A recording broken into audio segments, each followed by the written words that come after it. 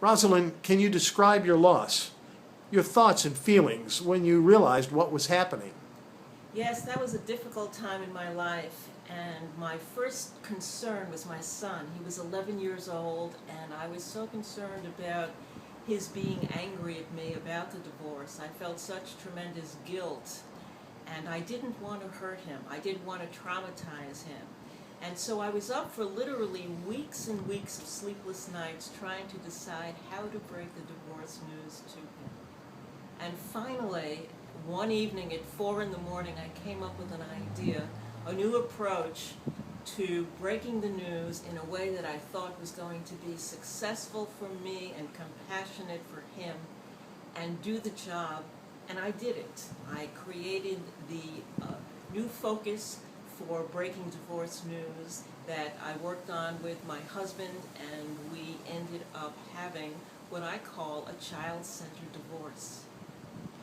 What were some of your first steps toward re-entry and moving forward with your life? Well, it was a slow process, but by focusing on my son and taking the attention off of my own needs, it was helpful. It gave me an incentive to move ahead and to be compassionate and put myself in my son's shoes before, during, and after the divorce. And what happened as a result was that I co-parented more effectively because I was always checking in to see if my son was going to react okay and how he felt and how his father and I were going to work things out so that he was the center of all of our decisions that revolved around parenting. And that helped me move ahead also when I was ready to start dating again, because I knew that everything I did was child-centered. It made me feel less guilty, and it made me feel more confident that I was making the right decision every step of the way. Well, looking back now, would you change anything in your re-entry process? No, because this turned out to be the genesis for a wonderful new beginning in my life. It took several years, but I ultimately wrote my book, How Do I Tell the Kids About the Divorce?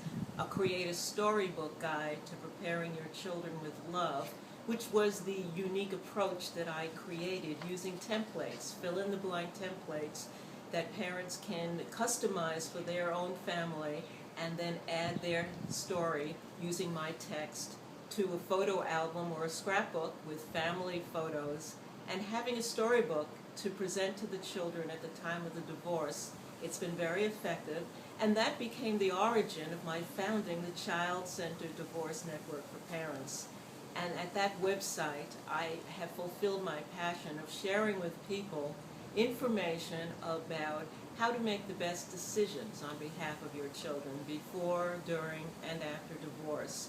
We have wonderful and valuable resources, tips, advice, suggestions, articles, a free ebook, and coaching information, as well as my own coaching services, all in one place at the Child-Centered Divorce Network, childcentereddivorce.com. So it turned out that the circumstances that were so traumatic for me at first gave me a new start in life, a new focus, and now my passion is in helping other families get through divorce as effectively as possible, and that to me made it all worthwhile.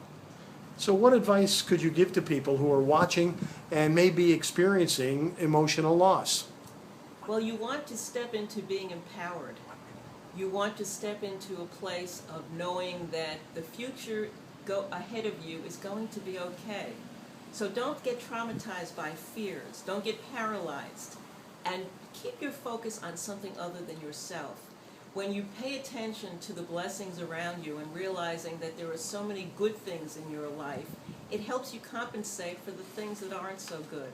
It helps you move ahead with more power, and it helps you help other people.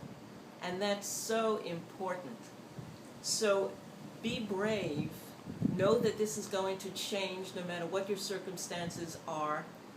And think of other people while you're moving through your own drama, and you'll see that your life will move ahead in a much more positive way than you ever expected.